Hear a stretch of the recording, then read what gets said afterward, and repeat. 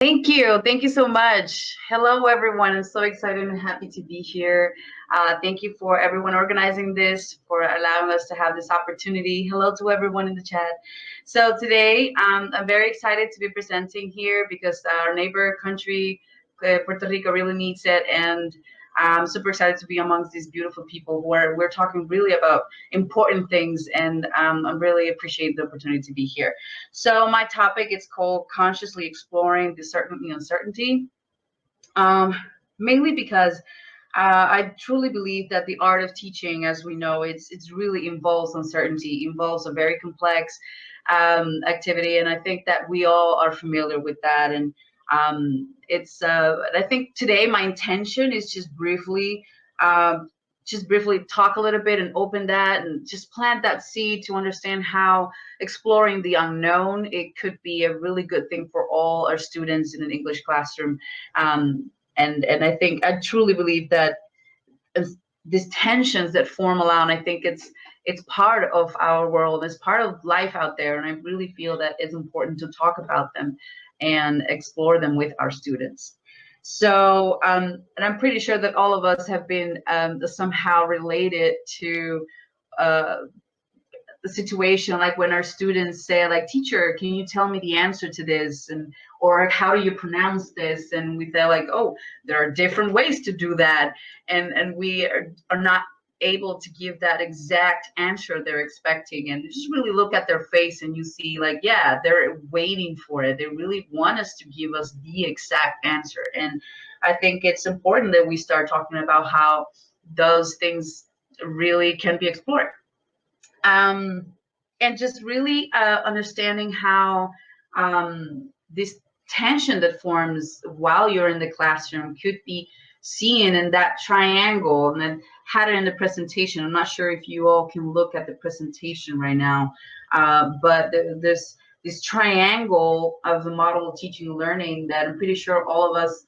may have seen or heard of it. It's just how between the subject matter, between the teacher and the learner, and how those three things involves a complex system that we are so used to. And I feel that uncertainty comes in all those areas, and I feel like it's something that that is always present within every of those elements. And I like to see it that is there because I feel that learning changes shape according to the learner. It changes, it molds itself to what it's building up in the classroom. And I truly believe that. And I come to talk about uh, this uh, term called tolerance to ambiguity.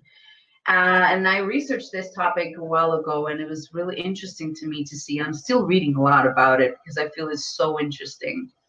The tolerance to ambiguity, it's a term. It's just really focuses on how our learners um, can come out of their comfort zone and start fostering things that fostering elements that they could help them to be moved from that zone of comfort.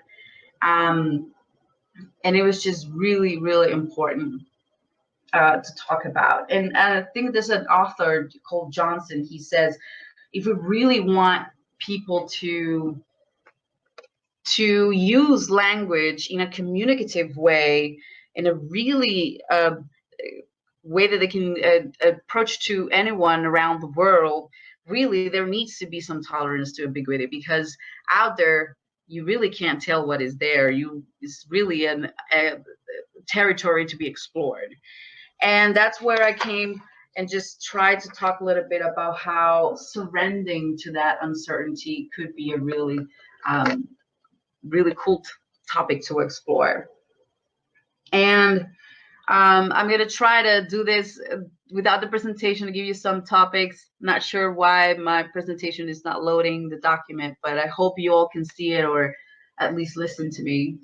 Um, it's how fostering this tolerance to ambiguity. Anabel, Yeah, yeah. it's here. You can't see it. No, I can't see it. I'm not sure why. Okay, But can you see it? Yeah, what slide do you want to be on? And I'll move the slide. Can you move to the one that talks about promoting or fostering tolerance to ambiguity? Okay. It's like a chart. Yeah, I think I put there like 4 elements, which I think is very important, which are promoting experimentation.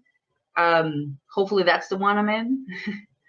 And really just promoting originality, active learning, and it promotes also empowerment. And how I think all these elements, when they work together, they create where this definition for me of what a global citizen is. These are just some of the elements.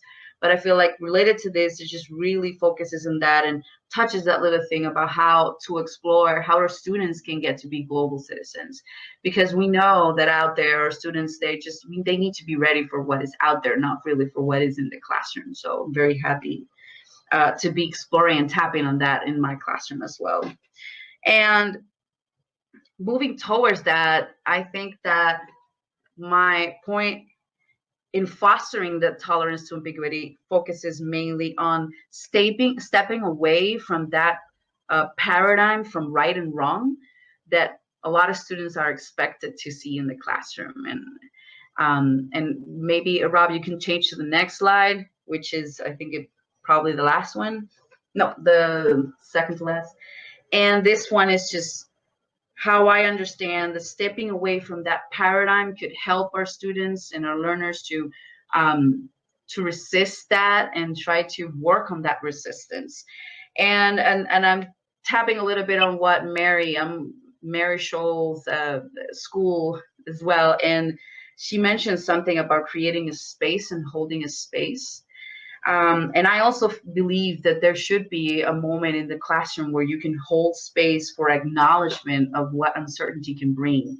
And the students are aware that that is something that it's part of life, that they need to be aware that wherever they go, they need to be ready for that and be empowered to be the citizen they can be in the world. And also, I truly believe that getting students close to the community, to their own community, and understanding their problems and knowing better about them, it's just that I truly understand that that's where it starts for them to feel that experience as close as it is. And I truly feel that if we start moving towards that direction, I think that that's the way I envision a better world through teaching language and learning. Thank you so much for having this space. There's one last quote that I had, and hopefully you can all see it. That's the one, and I was researching about it when I was doing this research. It's called it's not until we tap to I don't get it that we can get it, and then we truly don't get it. I thought it was really clever to see that even though there is this space where I want to get it, but you have to understand that you have to not get it in order to get there. It's just tapping into something really nice. So thank you so much for this space and for the time for me to just bow here for a bit. Thank you. Thank you. Thank you very much.